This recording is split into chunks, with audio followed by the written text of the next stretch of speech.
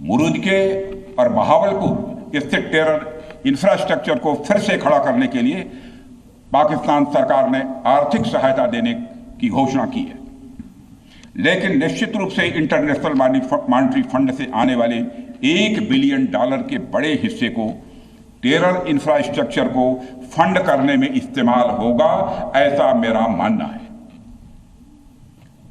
क्या यह international monetary fund IMF द्वारा, जो कि एक इंटरनेशनल ऑर्गेनाइजेशन है, उसके द्वारा इनडायरेक्ट फंडिंग इसे नहीं माना जाएगा?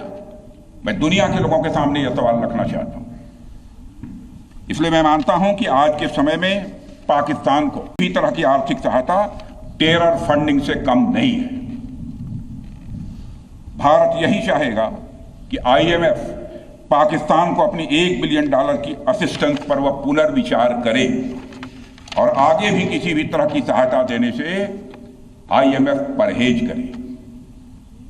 भारत नहीं चाहता जो फंडिंग हम IMF को करते हैं वह डायरेक्ट या इनडायरेक्ट किसी भी तरीके से पाकिस्तान या किसी भी देश में टेरर इंफ्रास्ट्रक्चर को बनाने में वह इस्तेमाल की जाए।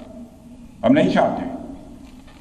साथियों, अब यह स्पष्ट हो गया है कि पाकिस्तान में आतंकवाद और वहां की सरकार का चोली दामन का संबंध है। स्टेट और नॉन स्टेट एक्टर के बीच का नकाब अब पूरी तरह से उतर चुका है। अतः इस परिस्थिति में यदि वहां परमाणु अस्त्र, एटॉमिक वेपन रहते हैं तो इस बात की संभावनाओं को भविष्य में नकारा नहीं जा सकता कि कभी वो आतंकवादी तत्वों के हाथों में चले जाएं। ये सिर्फ भारत के लिए नहीं बल्कि पूरी दुनिया के लिए और पाकिस्तान की आम जनता के लिए भी एक गंभीर खतरे की बात होगी। सारे विश्व और खासकर पाकिस्तान की आवाम को यह समझना होगा कि वो कितने बड़े खतरे के मुकाम पर बैठे हैं। वो एक ऐसे बारूद की ढेर पर बैठे हैं जिसके चारों तरफ माचिसों आपस में लड़ते हुए लोग हैं। इस हालात के लिए पाकिस्तान की फौज को संदेश देना चाहूंगा, कागज का है लिबास, कागज का है लिबास, चिरागों का शहर है, चलना संभल संभल के क्योंकि तुम नशे में हो।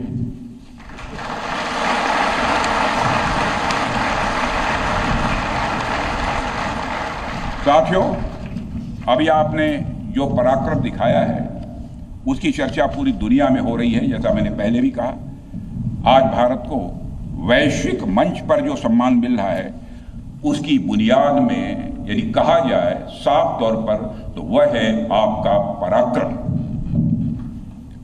और यही कारण है कि भारत का बच्चा बच्चा आपको अपना आइडल मानता है, बच्चा बच्चा आपको अपना आदर्श मानता है।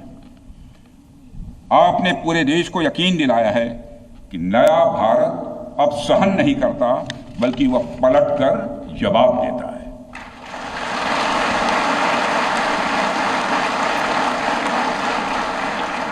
मैं चाहे जितना कुछ भी बोलूं, लेकिन मेरे शब्द आपके कार्य को मापने में असमर्थ होंगे। मैं कृतज्ञ राष्ट्र की ओर से आप सबके प्रति पुनः आभार व्यक्त करता हूं।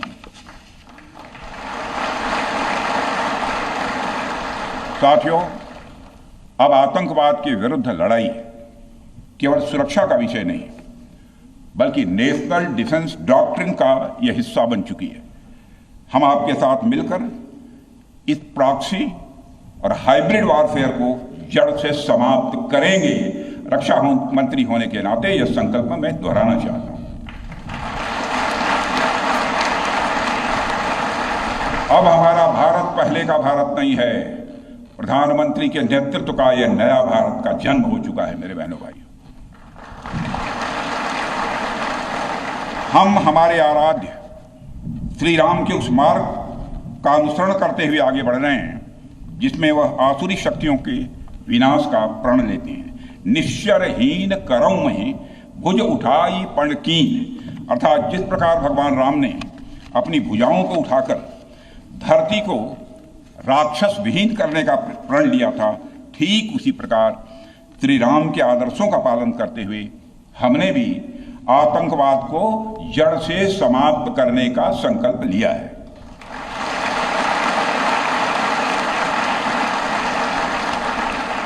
साथियों, प्रधानमंत्री मोदी जी के नेतृत्व में हमारी सरकार आने के बाद सैन्य मामलों को लेकर भारत की सोच और सामर्थ्य दोनों में अभूतपूर्व बदलाव आया है। हम भगवान राम के उस सिद्धांत का पालन करते हैं, सठ संग विनय, कुटिल संग प्रीति, सहज कृपण संग सुंदर नीति, अर्थात दुष्ट के साथ विनम्रता, कुटिल के साथ सदाशयता और कंजूस के साथ उदारता का आचरण कभी भी नहीं करना चाहिए। मैं आप लोगों को भी बता रहा हूं।